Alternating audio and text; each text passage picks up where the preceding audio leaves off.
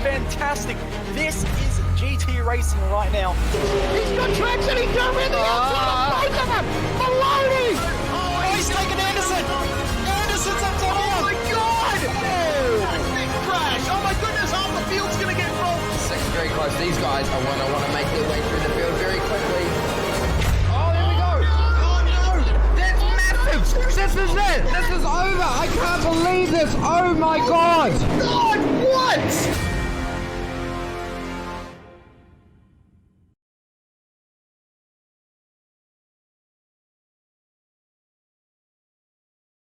Good evening and welcome to the Australian Turbo Touring Car iRacing series here on Simspeed TV. Coming down to the closing stages of the championship, round 5 of 6 today. We head back to Brands Hatch running the GP layout, not the Indy layout we ran earlier on in the season. So a bigger challenge for these drivers this time around. And Cooper Webster has just got to maintain the gap he's built for himself. He's been dominating the last few rounds. Will that continue today? Has anyone got anything to stop the charge from Evolution Racing Team? My name's Ryan Jones. Alongside me is Cameron Dance. And behind the scenes is Jay Kennedy. Let's get ready and get going here for this one. And Cameron, what can you tell us about this GP layout here at Brands Hatch? Well, for a start, it's a lot longer than the Indy circuit we ran earlier in the season. Obviously, a few more corners and a few more passing opportunities. So it should be really, really good for the racing, and really looking forward to this track. Is actually quite a lot of fun as a driver, and it's also really good to watch a lot of racing on. So yeah, looking forward to seeing what we might have on tonight. Certainly.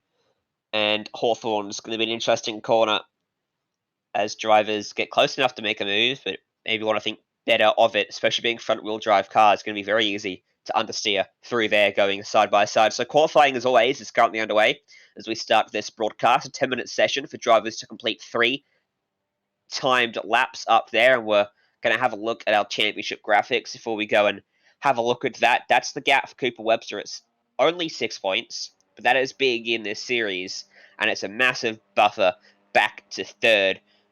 Close to 45, maybe even 49 points there. Back to Maloney, Gardner, Hins riding out the top 5. You can see the rest of the drivers back in the top 10. So it's very much looking in favour of Webster or Jarek. Jarek's been there or thereabouts every race so far this season, but he just can't seem to beat Cooper Webster. We spoke to him last race at the end of the broadcast, and he said that he was looking forward to Brands Hatch and Silverstone, 2 good tracks for him. So we'll see whether he can try and put one up and over the ERT driver, because he needs to. Webster's going to head into Silverstone with probably about a 10-point margin, and he'll be looking very comfortable then. 5 minutes left in the session. This is Cooper Webster, your championship series leader, number 37 car, as always, coming out of that final corner, sweeping around onto the main straight, which is not actually a straight. Yeah, certainly, it's more of a curve than a straight of anything else compared to like what's on the back straight. But anyway, it really saw a lap there by Webster, end up going at P1 for the time being, and it's an ERT 1-2 at the moment as well, with Ethan Gregolt going second fastest. Not too much quicker than Dylan Burstow in P3, only about 3 tenths, and then obviously 4 tenths between Webster and Gregolt. So looking not too bad for a ERT domination race, I'm pretty sure. Oh, this is an interesting one. Dylan Burst in third. Haven't seen him ever in this series. He's making his debut today. He runs for Eclipse Simsport, so he's running for a very fast team. And he himself is currently the leading Eclipse driver out there in third, behind the 2 ERT drivers. He was very fast in practice, second overall.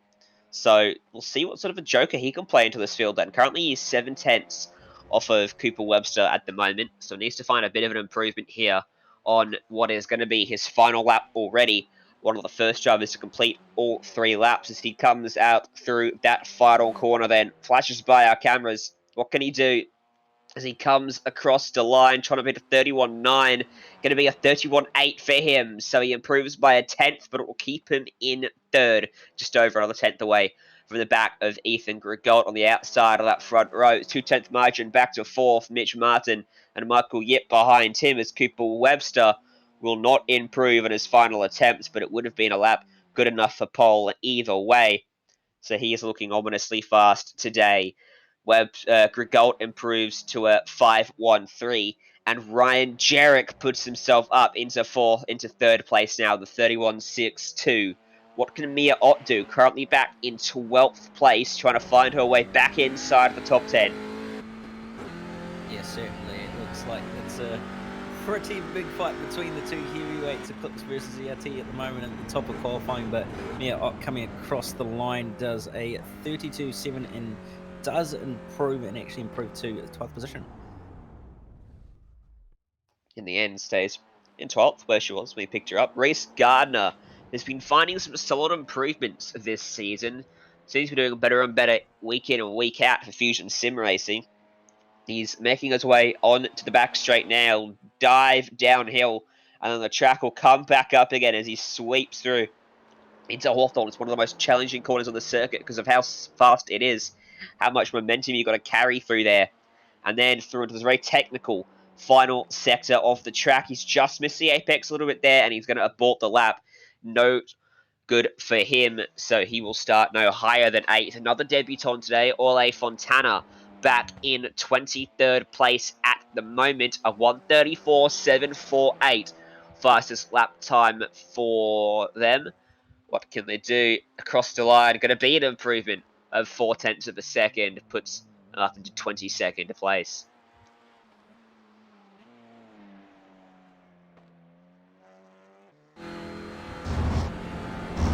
So we're on board with Dean Ross here for pretty much his, I believe it's his final lap in qualifying. So it is coming through turn 2 now, down towards turn number 3, right out to the right hand side, turning nicely, using a little bit of curve on the right hand side and left for making sure not to get an off track as well, and then heading up to what would normally be the Indy layout, but we're on the GP, so turning left towards the rest of the extension. A very, very committed section actually of racetrack, and also very, very much enjoyable to pilot these TCR cars around up in the 6th gear, down the hill before onto the brake pedal at the 50-meter board to turn the car and being nice and smooth, not getting on the power. It's all really running a little bit wide there was Dean, but nevertheless got the job done, using the inside curb as well before running right out over the concrete on the outside, heading down into the dip and then back up to the inside curb for the rest of the extension, coming into the cambered left-hander, which really does make it that much more committed and fun to drive before heading back onto what would be the normal Indy layout of the track through the final corner, off camber as well, so makes it even more tricky. Uses a bit of the inside curb to help turn the car in before heading to the inside of the front straight to shorten that run to the line, and coming across the line, it's going to indeed be a 32.1, so an improvement, but no change of position.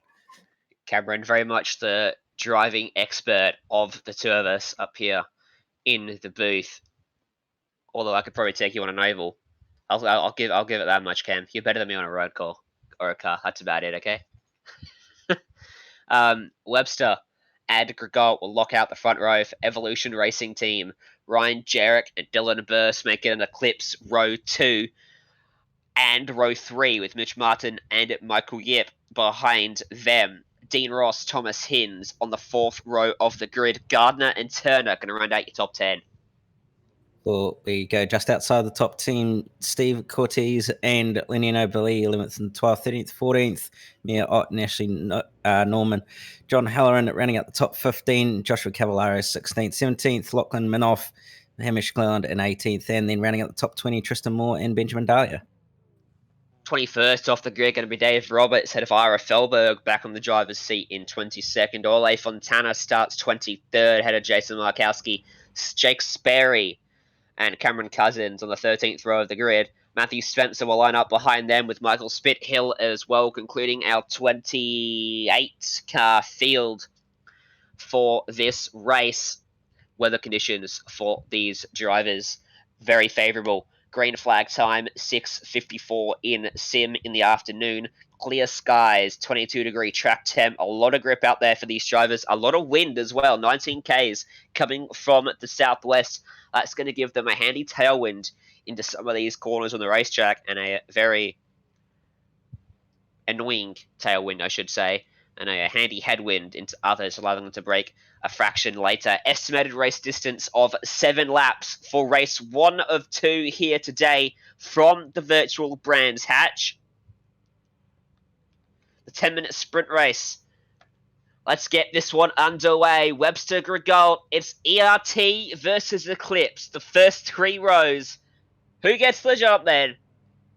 As the green flag flies, and we are racing from Brands Hatch, on a great start from the 2 Evolution Racing team cars as Dean Ross comes through the middle, makes it by 2 Eclipse cars, puts himself up into 5th place straight away.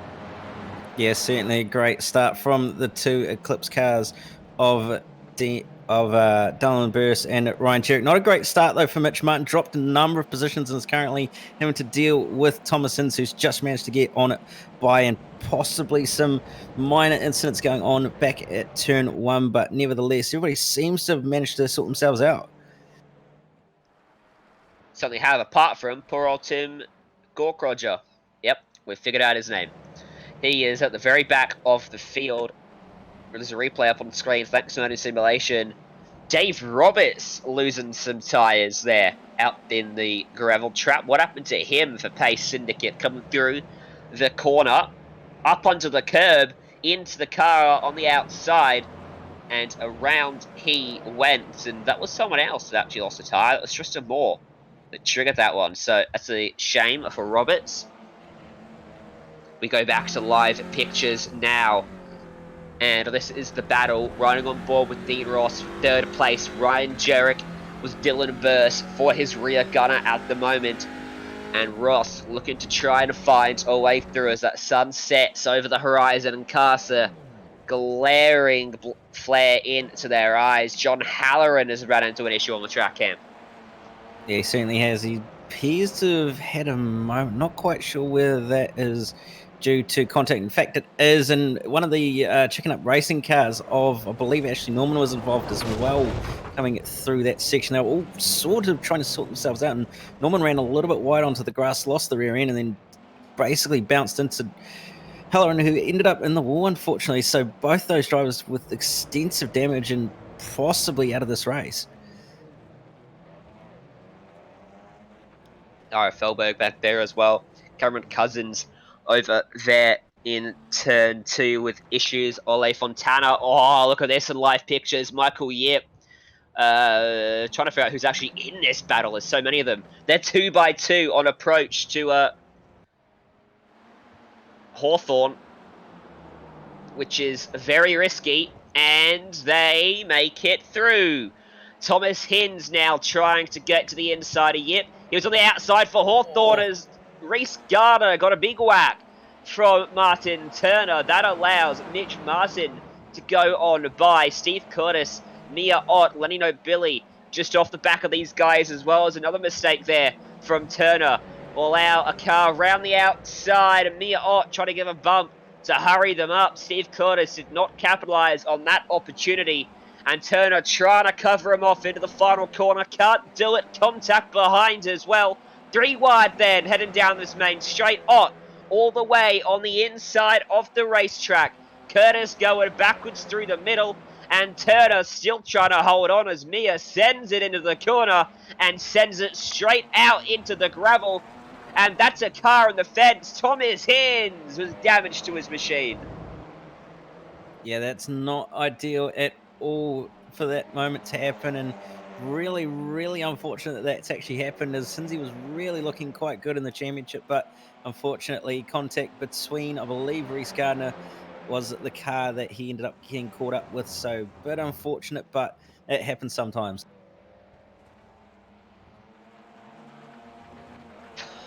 He's very lucky Mia did not collect him there as well, although I think that left rear is already going to prove to be race-defining damage for him. This is on board from the Fusion car of Reese Gardner. Heading into turn 1, there's Hins almost with an overlap, and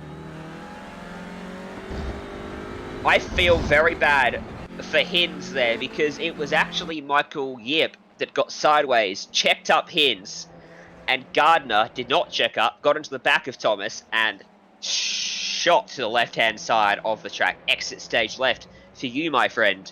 And now Gardner's going to have a chance to try and get by Yip here.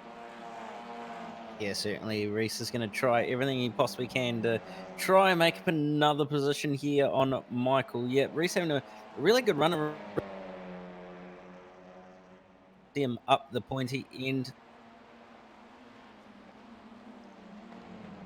Yeah, thanks, Kemp. We just lost you for half a second there, but then you came back and then you got again. You back, Kemp? Hopefully, but yeah, There we as go. I was saying, Reese has had a pretty good run so far in this season 2. So yeah, he'll be hoping to try and improve on this result in race 1, despite that incident with Hinsey, but nevertheless doing a really good job. he was in and out, and then he comes back, and he sounds like he sat like right up against the mic. Did you? Were you sat too far away? The voice activation wasn't picking you up. As you definitely moved closer. Welcome back, Cameron. Gardner, and no, look at this. This is Dahlia and Spencer, and it looks like Mia Ott as well now in the middle of these two guys heading back straight away into Hawthorn. And Ott capitalizing on Spencer's mistake. We'll try to get by Dahlia as well. Ott trying to recover, though, from that mistake at turn 1. And Spencer making it very difficult as they make contact. And Spencer had to catch that one. And finally, Ott will go through. Yeah, certainly. Mia doing reasonably well after having to deal with a bit of the earlier on carnage and also having to deal with all these battles. So doing a good job regardless at the moment in P13. But just seeing that gap between Reese Gardner and also the car of Michael Yip has closed up a little bit as well. And also that battle for the lead really starting to heat up as well between Ryan Jurek and Dylan Burris. Why has Ladino Billy come into pit lane? Ladino Billy is going to drive through a penalty for MMS Esports, and that's a shame for him. It was one of his best runs in these sprint races. He was up into 11th place. He's now back there in 20th. He'll be very gutted with that as we head back to the Lightspeed Esports machine of Mia Ott, trying to make it work on Dahlia, who's got a defensive line going down into turn number 3, using up a lot more of the racetrack. He's run that car as hard as he can to get to this point in the race, as Mia all the way down on the inside and struggling to keep it glued to the inside. Had to really check up in the middle of the corner there to avoid getting into the door of Dahlia. They'll head down the back straight, all 3 cars closing up down into Hawthorns. Ott shows the nose, no way through. Yeah, certainly not able to get the job done as Ott, but I just did see in the background that Norman did get on by Cavallaro as well into the same corner that those 3 ahead were battling. Jake Sperry. Oh no, what have you done, Sperry? He's gone around all by himself. That's what happens when you try to use a controller, ladies and gentlemen. Doesn't work very well for you. This is why Sperry's a commentator.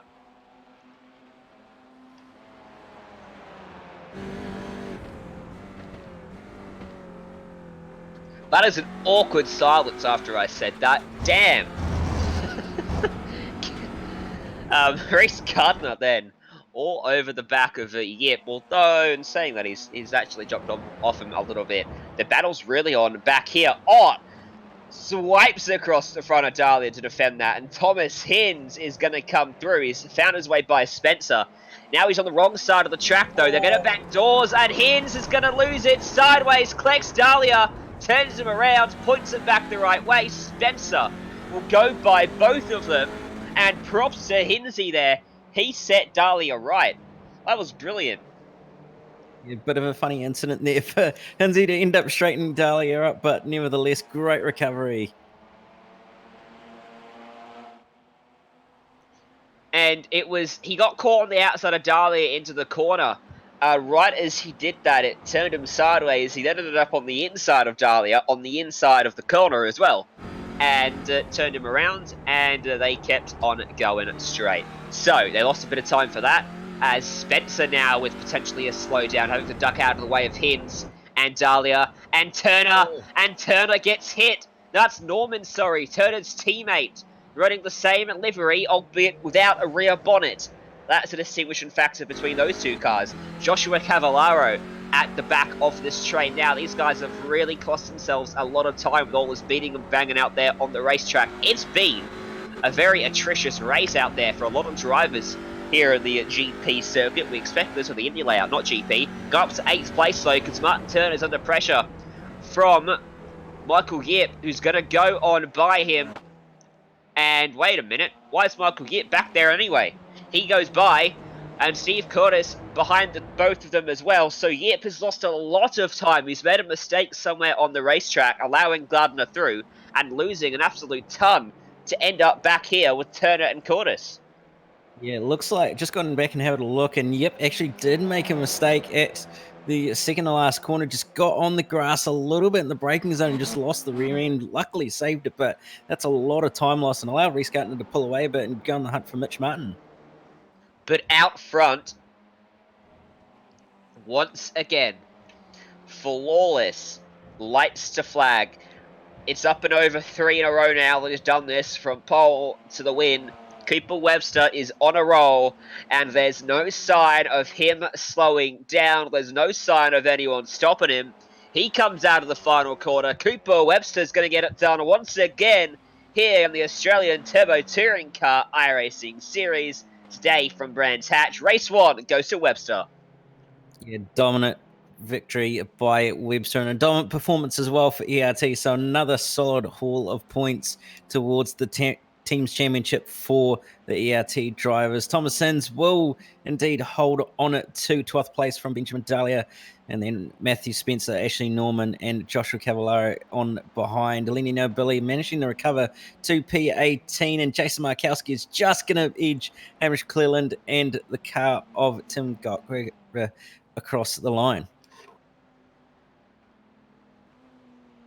As the rest of the drivers just come across the line now here at Brands Hatch. Don't go anywhere if you're watching. Race 2 will be up very shortly with another qualifying session to come as well to set the grid for that one. This is how they finished. Margin of victory of 1.5. Evolution Racing Team 1 and 2. Eclipse 3 and 4. Jarek, and a great debut for Dylan Aburst back there in 4th. Dean Ross coming home in 5th. Finishing exactly where he went through into turn 1 after that fantastic launch off the line. Mitch Martin, Reese Gardner, 6th and 7th. Yip, a mistake, puts him back in 8th. Turner and Cordes rounded out the 10. Just outside the top 10, Mia Ott and P11, followed by Thomas Hins in 12th, 13th and 14th, Benjamin Dahlia and Matthew Spencer. Ashley Norman, 15th, Joshua Cavallaro at 16th, and then Lee Nobilly at Justin Markowski, Hamish Cleland, and Tim Gorkroger in the rest of the top 20. The last few drivers then at the conclusion of this one were Tristan Moore, Jake Sperry, Lachlan Manif, another debutant, Ira Feldberg, and then Cameron Cousins, Ole Fontana, John Hallier, and Dave Roberts, all running into issues in this race, as did Michael Spithill, who I dare say might actually be race control for this one. So that concludes us for race 1. Another one to come, another qualifying session as well. We're going to go to a quick break here on Simspeed TV. Stay tuned. Another race coming up just after this.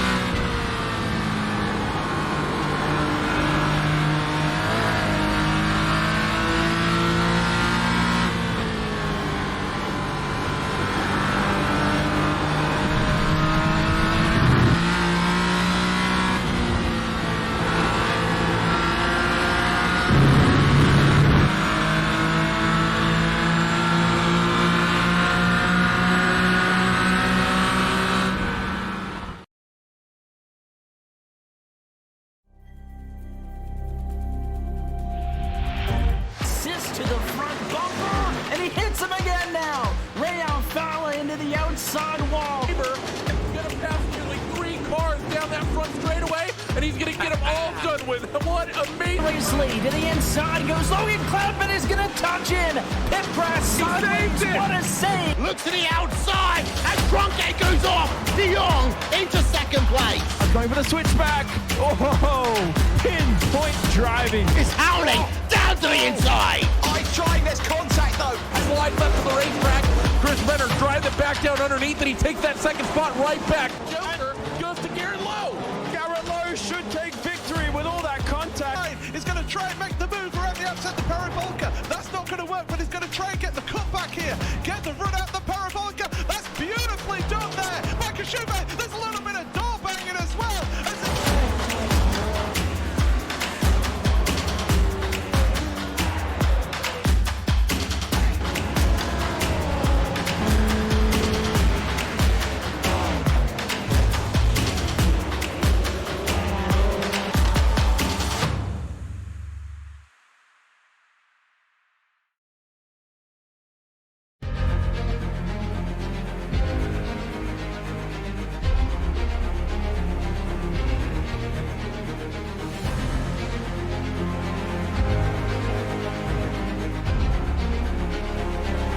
This is fantastic. This is GT racing right now. He's got traction, he's going with the outside of both of them. Maloney! Oh, he's taking Anderson. Anderson's up to Oh my God! Big crash! Oh my goodness, half the field's going to get rolled. Second very close. These guys are want to make their way through the field very quickly. Oh, there we go. Oh no! That's massive. This is it. This is over. I can't believe this. Oh my God. God, what?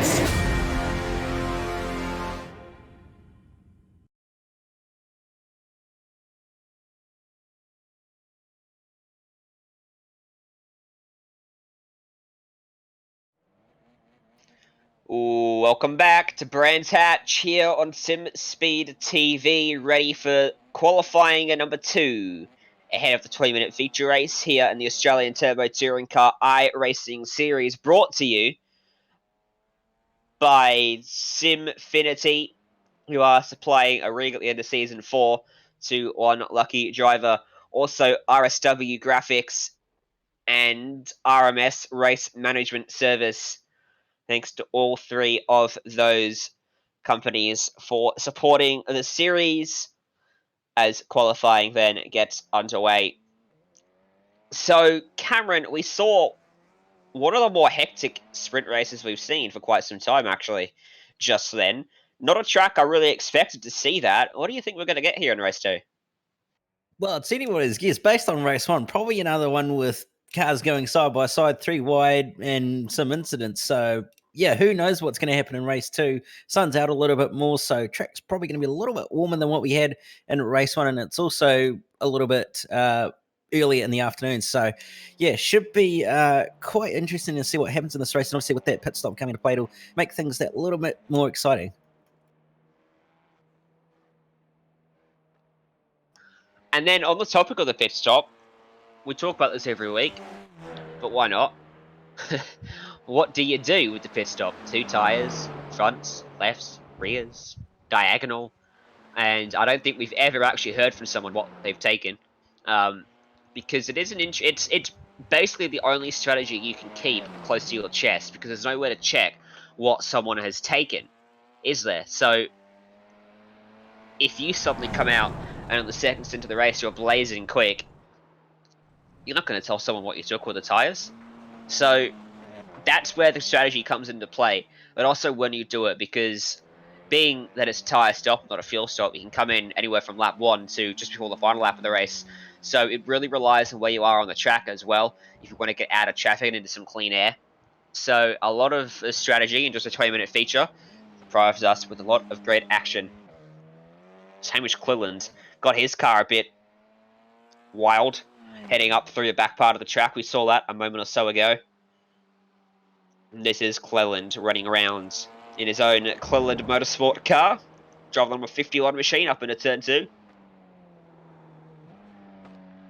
Yeah, certainly. He had reasonably good run in race 1 did Hamish, and he's done reasonably well over the course of the 2 seasons as well. So we'll look forward to seeing how he goes in race number 2 here tonight, and looking like could possibly be on for a pretty decent result if he can just get this lap together. Yeah, let's stay on board here with Hamish Cleland. We don't often put the spotlight on him, but he often does pretty well.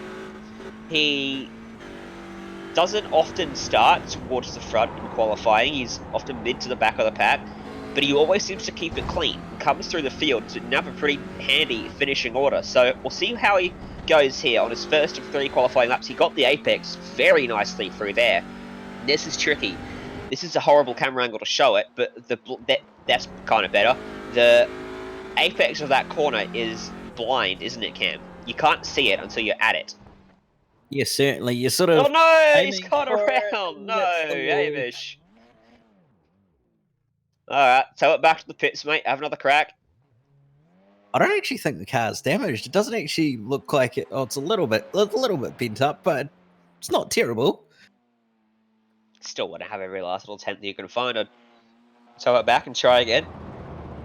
Lonnie Nobili, currently 3rd. He was fastest for a second. In the time it took me to look at the mixer, which is what we use for our live feed of the broadcast, I'm not telling you what the channel name is, to my TV where I have iRacing up, he'd gone from 1st to 3rd.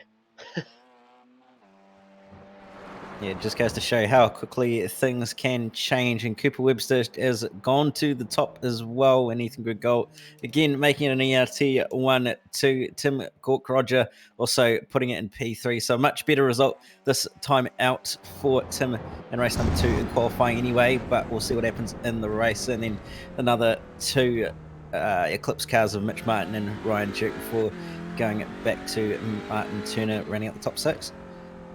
Hey look, Webster's on pole again. He's got a 6/10 of a second of margin too. Oh man, he's getting quicker and quicker, isn't he? Dean Ross, who we highlighted last session as well, had a pretty good launch off the line. If he can move himself up a row or 2 on the grids, he might be in for a slightly better result out there on the racetrack.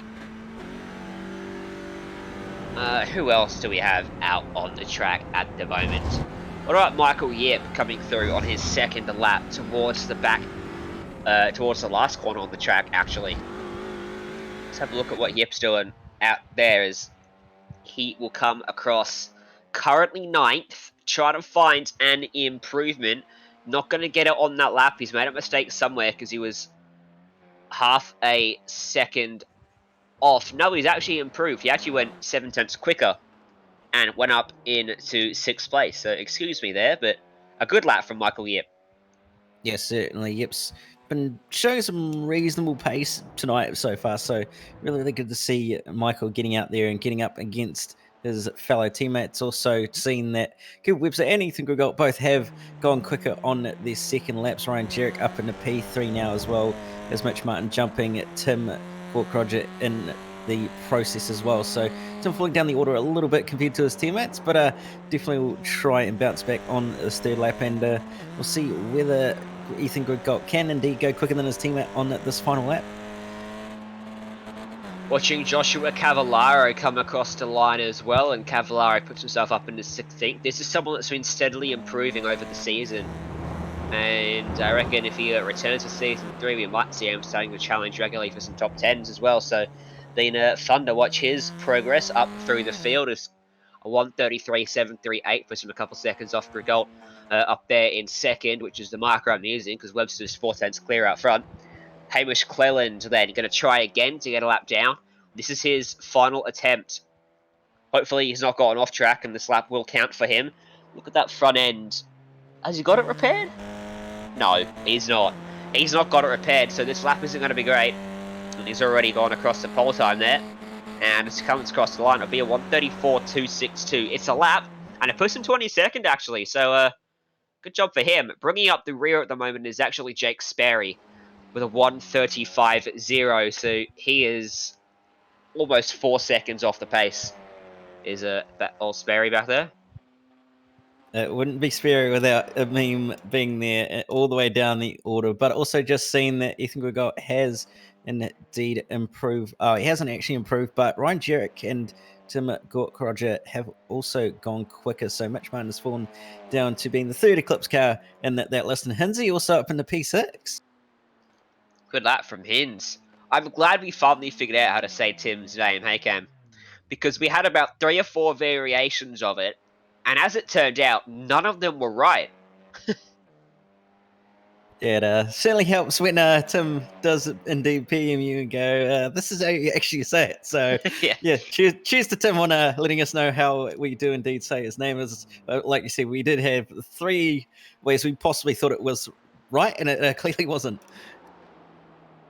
So if we ever butcher your name on a regular basis, then feel free to give us a message, and we'll try to remedy that. I can assure you that I butcher probably about a dozen names a week across my broadcast. So always looking for tips as to how to say names properly. This is Dean Ross then. So a nice, easy name, no difficulties there. He's on his final lap. This is the last guy actually to do a final lap at this track in this session.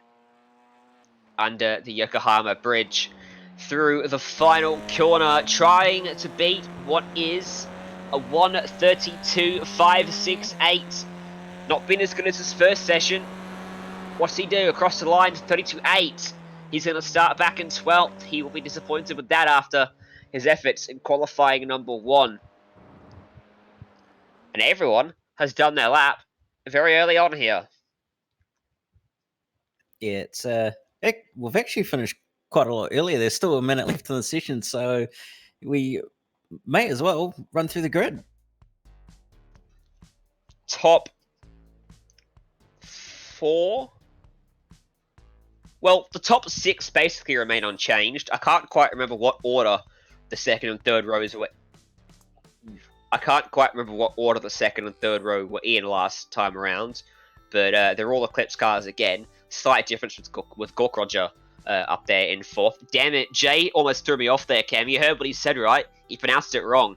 Almost made me say it. Because the Gorkroger started from pits last race. He'll start from 4th today for race 2, so should have a much better affair. If I'm Jarek in 3rd, I'm going gung-ho to get by Webster off the start here. I'm not letting him get away. Especially with ERT lined up 1st and 2nd again. Then Burst and Martin 5th and 6th. Hins, Gardner, Turner and Yip running up to 10.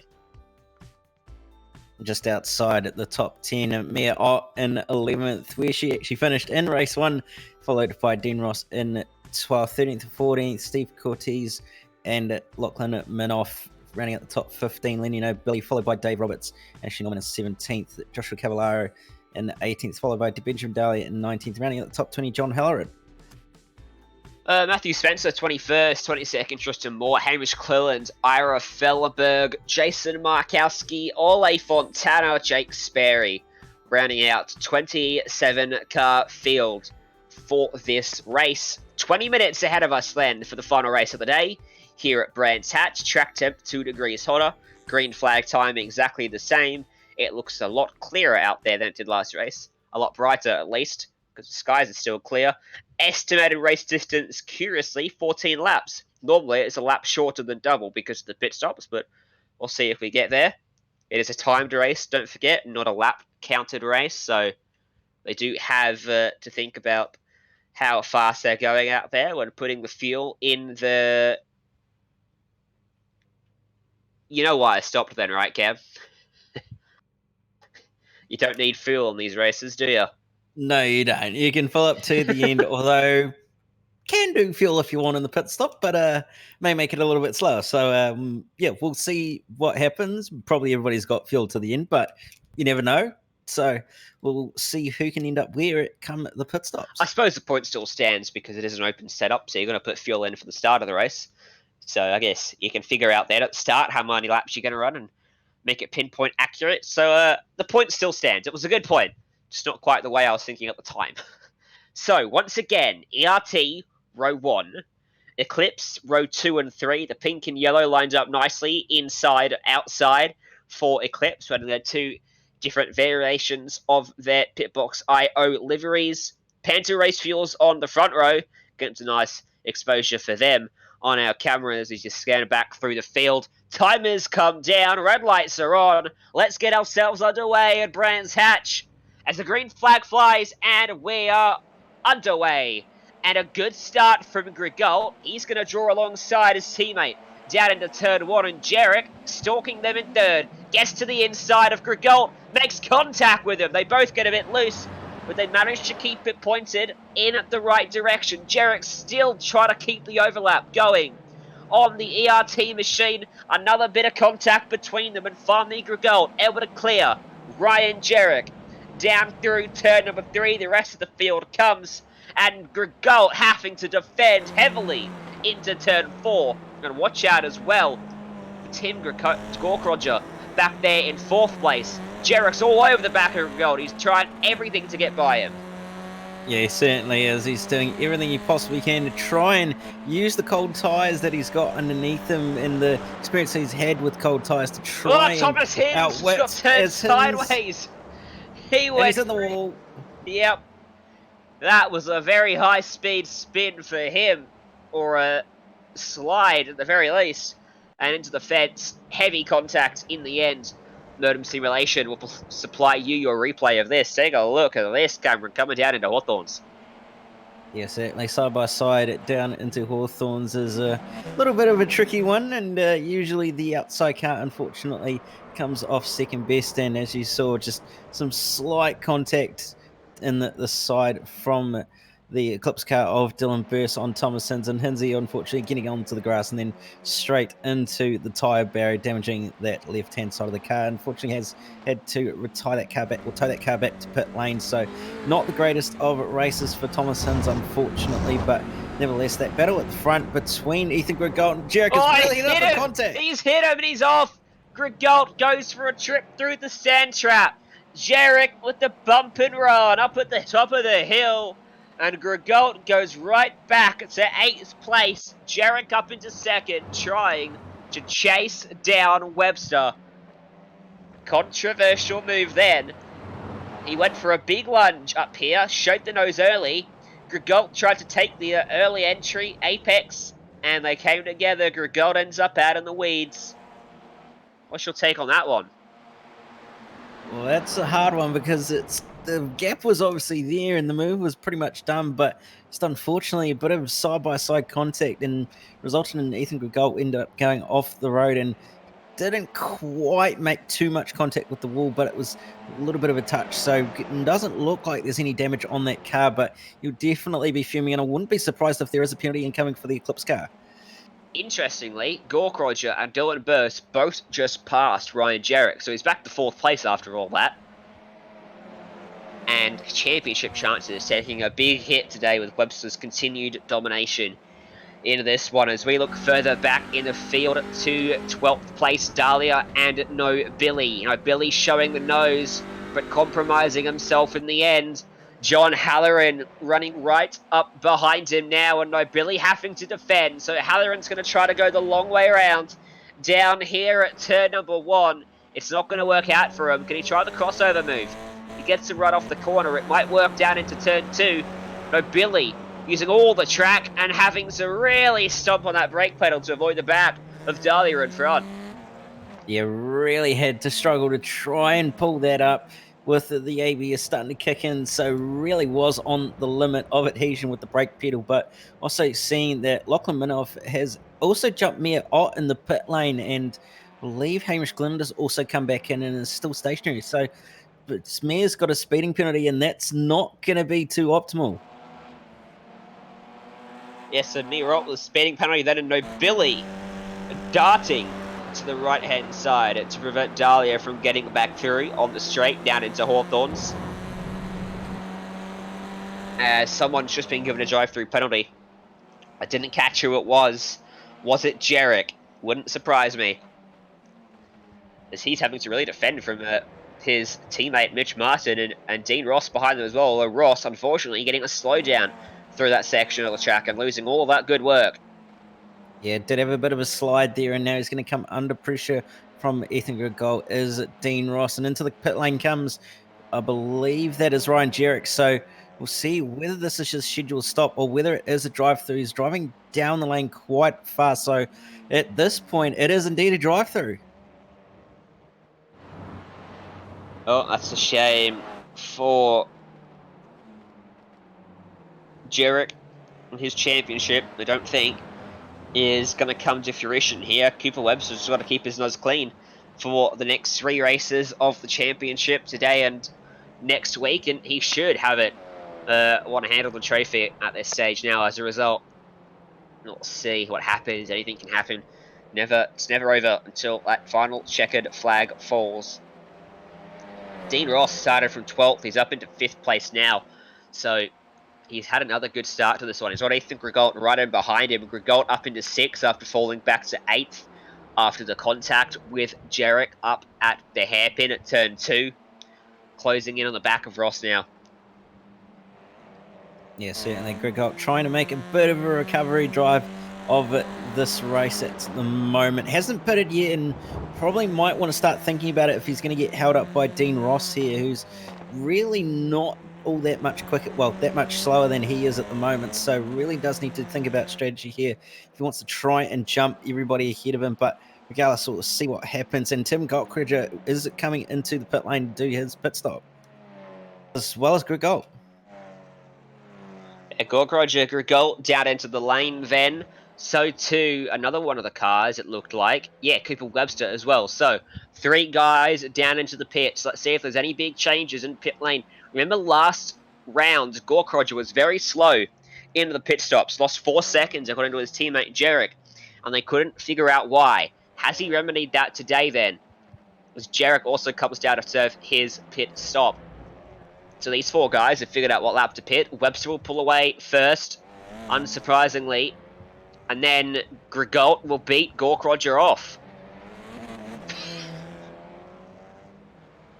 It's going to be interesting to see what happens here. But he's lost 4 seconds in the stop again. What is Gorkroger doing? That's 4 seconds compared to everybody else who's pitted as well. So that's a lot of time lost.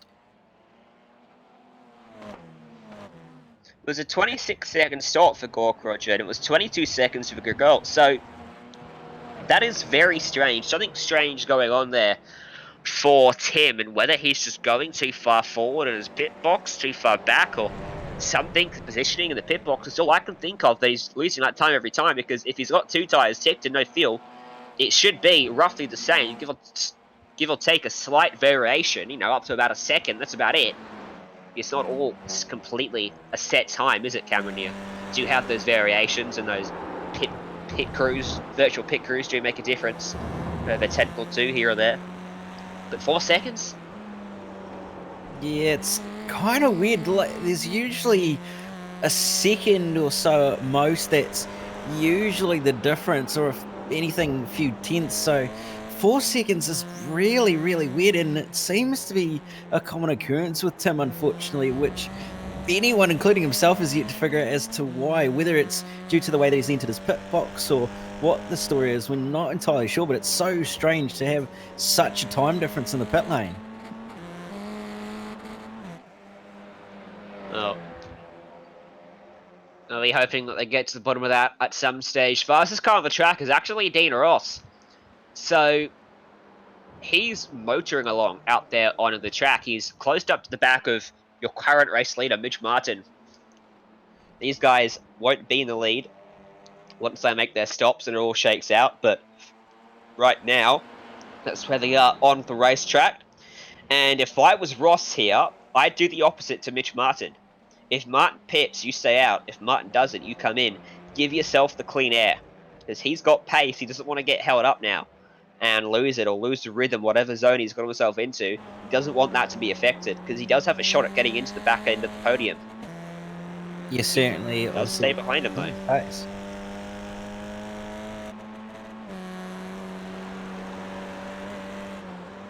Just have noticed also, I think Grigault's getting held up quite a bit by the car of Dylan Burst as well, and is going to try and put a move on him. This is for effectively 4th or 3rd position on the road as well, and Greg Galt will get on by Tim Gorkroger. Still hasn't managed to find a way past Michael Yip either.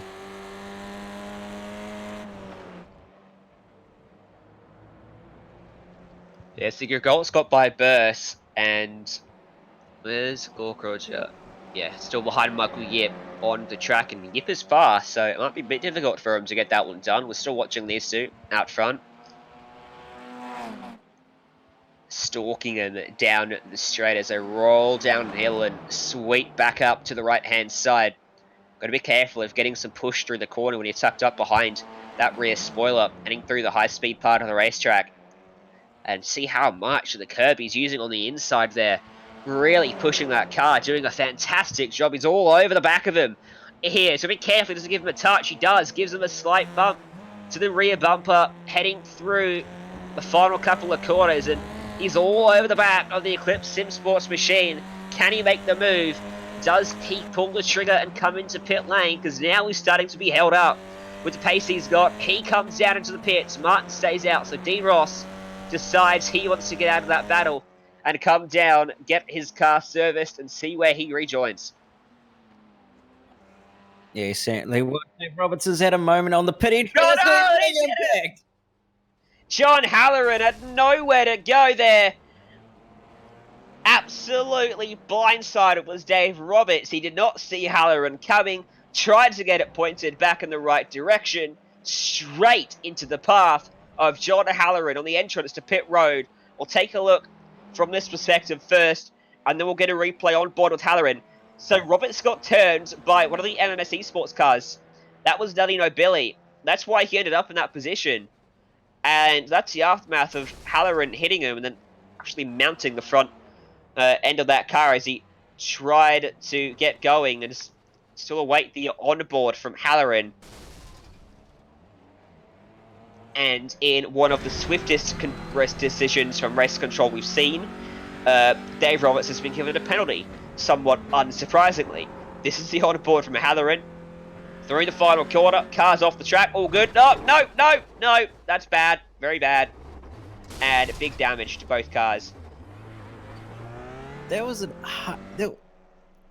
an incredible impact, over 100 kilometers an hour, when Halloran ended up piling into the door of Dave Roberts. Such an unfortunate incident. Yeah. really big game for him there. Dean Ross finds himself in a net 5th place then. So he's right in behind Michael Yip. So he's not that far behind Gorkroger. Yeah, he hasn't actually lost out too much in terms of time, has Dean Ross. So, well, he actually has gained. So we'll see whether Gorkroger can actually try and capitalize here, or whether he's going to end up possibly losing out.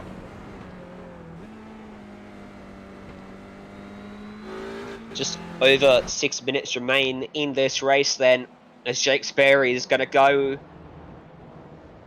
He's not going to go a lap down. He's in 2nd place. He hasn't pitted, so he's got Webster over the back of him, and Webster will go on by with relative ease. The Swift Racing car goes back into 3rd. Still can't lead a race, even if he's the last car not to make a pit stop. Or Sperry. Well, it is Spear at the end of the day, and we do know that he does indeed want his 5 seconds of fame so that he can go, I was second at one point. So, yeah, not surprised that he is indeed still out there. Mitch Martin actually hasn't come in again as well. So, still running on out there, and Cooper Webster still managing to pull a little bit of a gap to his teammate Ethan Goodgold. 10th quicker that last time by as well. So, continuing to put some pretty good dominant performances in.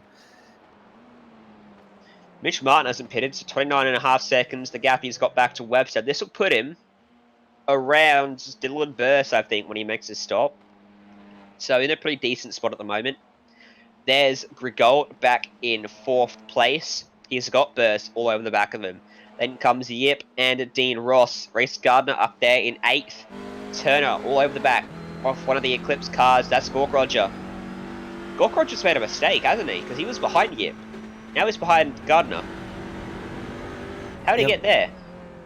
Yeah, he must have made a mistake somewhere on the track, and looking at his lap times, he has made one on lap 7, I believe, although no, he hasn't actually.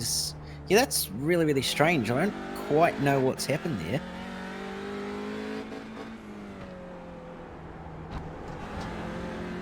So, same as last race, a poor pit stop, and then no pace in the second stint of the race, it seems. Confidence, perhaps, being shattered by those pit stops, and he is going to have to really get that sorted out before next season if he wants to have a chance of contending there. Yeah, certainly. It's still very, very mysterious that he's running into the issues that he is, but nevertheless, Gork Roger now all over the back end of Reese Gardner, fighting for position just inside the top 10. Martin Turner not too far behind as well in 10th place. So we'll see whether Gork Roger can try and possibly get a move done here on Reese Gardner. And big moment there, having to use a bit of an opposite lock. Did Gork Roger there into the left hand. He did actually cut that inside corner on the right hander before quite a lot as well. So did actually think if he maybe got a slowdown, but clearly didn't. So very lucky to get away with that.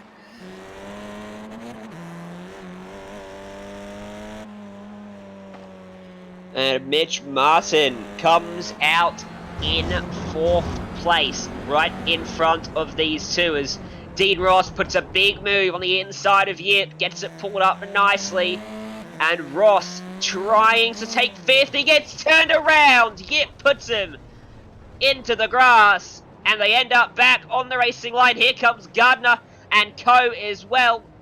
Turner and Gork Roger go through, they're still stranded down on the track. I think those cars stuck together, trying to come unhooked. Disastrous for Yip and for Ross. Yip toes back to the pits, and Ross left to rue what could have been. And this seems like a very lazy piece of contact, to be quite honest with you there, Cam. We'll see it from the chopper perspective. This will give us a good view of what happened. Yeah, very, very bit of contact, and just a little bit of wheel-to-wheel contact, just being slightly too close together, and obviously, Yip being a bit stuck on the car of Dean Ross, unfortunately, and it was sort of strange because they sort of stayed stuck together, so really, really strange, and unfortunately, Michael Yip had to tow it back to pit lane, but nevertheless, Martin Turner really putting on some good pressure to the back end of Gork Roger, but Gork Roger really trying his best to try and find a way past Reese Gardner for 6th position on the road at the moment.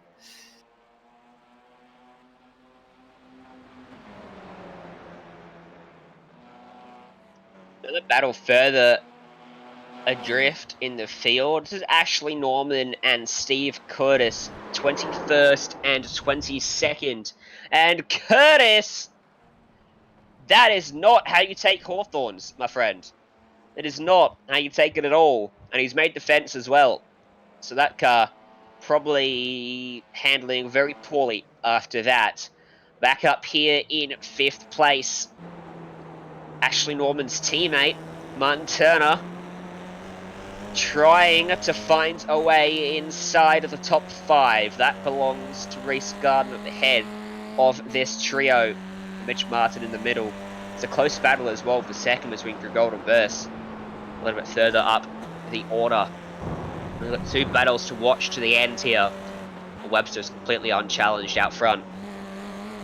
Gardner runs a bit wide. This may allow Martin and so it's Gork Roger in between Gardner and Turner. This may allow Gork Roger to get up to the back of Reese close enough to make a move. Oh, he gets into the grass, so that might hurt his run. Well, no, he's all over him here. Show on the nose, try to put him off. Yeah, Gork Roger's putting the pressure on massively on Reese Gardner here, and going to look to the inside into turn 1. Not going to have the overlap net though, so we'll have to slot in behind, but looks to the inside, try a possible move on the brakes, but again, just can't quite pull it off despite having some overlap. And Gardner going to defend the inside for turn 2. He knew that it was a good opportunity for Gorkroger, and he will run wide in the end. Cost himself valuable time. It is the final lap. White flag is in the air for Cooper Webster out front, and for these guys as well. Back here in the battle for 5th, Grigalt has pulled a good margin on Burst too, because Burst made a mistake through one of the corners out there. Didn't quite catch where he made it, but he lost a bunch of time as a result. So Grigalt should be home and dry to bring home an ERT 1-2 for the round. As Gardner's not out of trouble here. Gorkroj is all over him still. One slight mishap, and he might have a sniff big enough to get through. Into the blind right-hander up over the top of the crest. All smooth for Gardner. One more corner to navigate as Cooper Webster will come across the line. One hand on the trophy for the Evolution Racing team, man. He wins race 1 and 2 here at Brands Hatch. As the battle to 5th will come down to the line, but it will be a battle won by Reese Gardner, Tim Gorkroger behind. Turner will round out those 3 in 7th. Great drive there by Reese to end up inside the top time.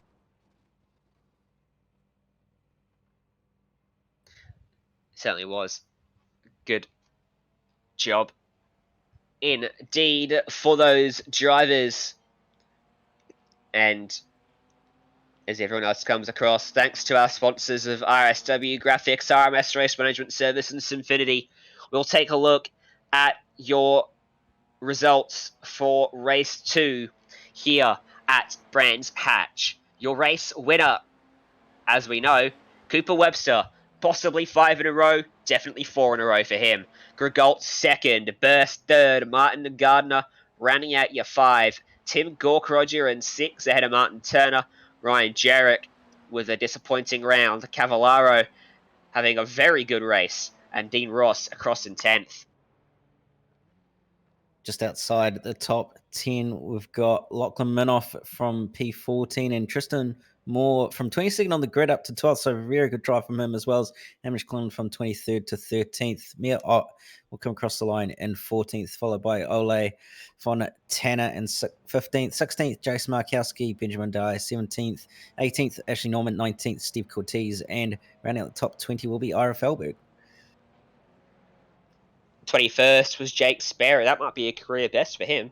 Michael Yip in 22nd, Spencer 23rd, Billy and Dave Roberts 24th, 25th, then came Halloran, and your reigning champions will not be defending that title this year.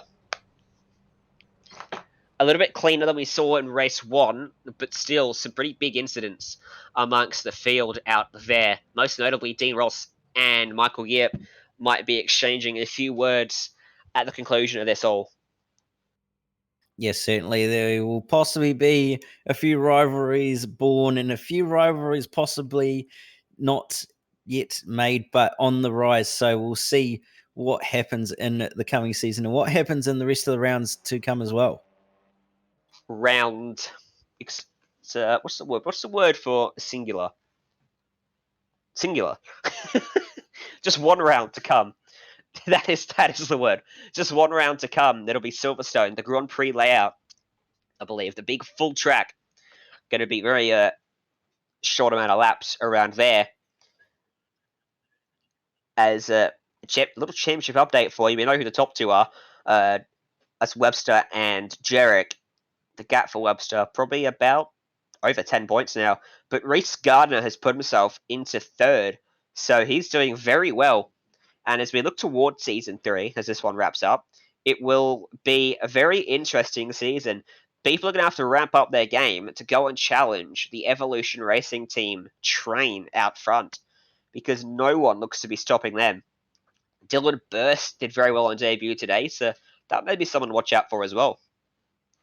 Yes, certainly. It's lot of potential in this field, and a lot of drivers who will need to step up to the plate to try and defeat these ERT machines who are dominating the series at the moment of Cooper Webster and Ethan Grigalt. So we'll see what happens next season. But regardless, it's been a fantastic season so far. And we do have Cooper Webster waiting us down there in the comms box. We drag you up mid-conversation. That's what you get for being late, Cooper. But not late on not late on the racetrack. What's that? 5 in a row now? Yeah, another great result there. I think I just really had the car hooked in tonight. Well done to Ethan as well for a 1-2 finish. Yeah, just really pulled my finger out tonight and got 2 great wins. Certainly did. And you know how hard it is to interview someone that just drove away in both races? I mean, what questions am I supposed to ask you, Cooper? Especially when you've done it the last 5 races in a row. I mean, obviously the car handled well. Obviously you're very in tune with the TCR car now. I guess you've got one hand on the championship trophy now. Jarek had a pretty shocking round by his standards. So do you change your approach at all heading into the final round, knowing that you've got a very comfortable margin now? I do. I would take it a bit more cautious on all the say maneuvers I make, because I am in such a good position now. But all in all, you still want to get make it 7 in a row or 6 in a row. Get those wins because it's much better to win a championship while winning the race. Certainly, and final round, it means we'll start to look towards season 3 as well. Surely you'll be back along with Ethan. Surely. Yeah, I think we will. I've enjoyed this series quite a lot. The races are exciting and interesting, different to what you normally expect in on iRacing. But yeah, absolutely, I've enjoyed it and go well in this car. So I think I'll be back with Ethan.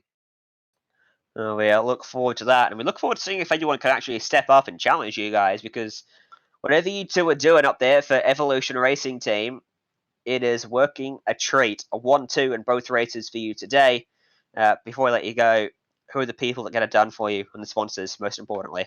First, I'd like to thank Ethan for all his great teamwork, and Brenton, also Panther Racing Fuels and MIR Raceline for all their great support towards us and Evolution Race Team. Well, thank you very much for joining us once again up here in the booth. Good luck for the final round of the championship next week. Thank you. That was your double race winner, Cooper Webster, there. But we've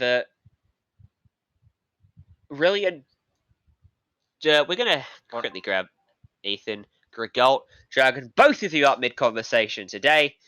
But Ethan, standing by with Cameron Dance. Well, Ethan, P2 in race number 2, and pretty solid night overall. Yeah, not too bad.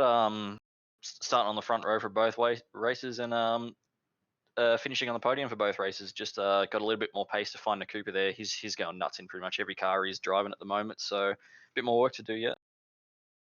Well, certainly there is, and we did notice that you had a little bit more pace this tonight, and also that your start was actually quite good. Are you happy with where you are in terms of what you possibly could do better, or there's still plenty of stuff you want to try and work on and improve? Yeah, look, my qualifying was my biggest issue before, but we seem to have fixed that, even though the gap to Cooper is still quite a bit. I think my starts are pretty good. Starting on the outside here is always better because the road's less cambered. But one thing I'd like to improve on is definitely the cold tyre pace. It just doesn't seem to be there for me at all. I'm getting hassled from behind entirely in the first couple of laps, but after then the car seems to come good and we can pull away a little bit. So. Well, with one round to go, you'll definitely have the opportunity to do that at Silverstone. And what are you possibly hoping to achieve? Obviously, you guys are sitting pretty comfortable in terms of the team's championship and also in terms of overall points. So are you looking forward to it, and what can you possibly achieve? Yeah, I just want to get myself a bit closer to Cooper, see if I can snatch a race win off him. But that's going to Please do. Pretty difficult. He's pretty damn good in these cars. Being an XL racer, he knows how to drive front wheel drive. I'm just the imposter at the moment, so I'll have to lay one back on him soon enough, but not sure if that'll be next week or not. Hopefully. Well, regardless, we'll hope to see you back out there next week. And before we let you go, just anyone you want to thank? So thanks to all the boys at ART, Panther Race Fuels, and MIR Raceline.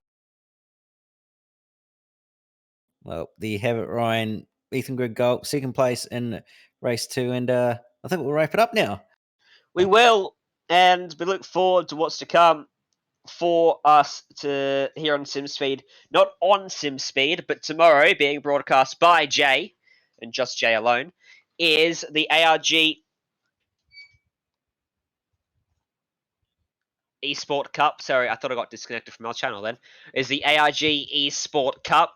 That will be live on various platforms across Facebook and YouTube. If you watched round 1, I implore you to tune in again for round 2. The production will be tenfold better, akin to what you just saw here today, being the same man behind it all. As other than that, we've also got the Friday night double take, VRS GT Sprint, and the Friday night trucks. Before that, ODSE, the Oceanic Dirt Sim Racing event, plus our big and no, NIS is an off week, but we do have Race for Relief coming up on Saturday for charity towards helping everyone affected by the bushfires a couple of months ago. So make sure you subscribe to our YouTube channel. Make sure you like all our social media pages as well. And from myself, Ryan Jones, from Cameron Dance alongside me and Jake Kennedy behind the scenes. Thank you so much for tuning in, and we'll see you next time.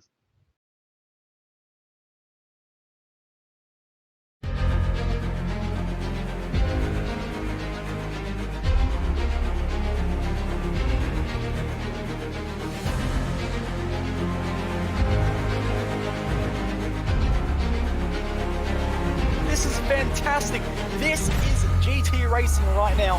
He's got traction, he's going with the outside of both of them! Maloney!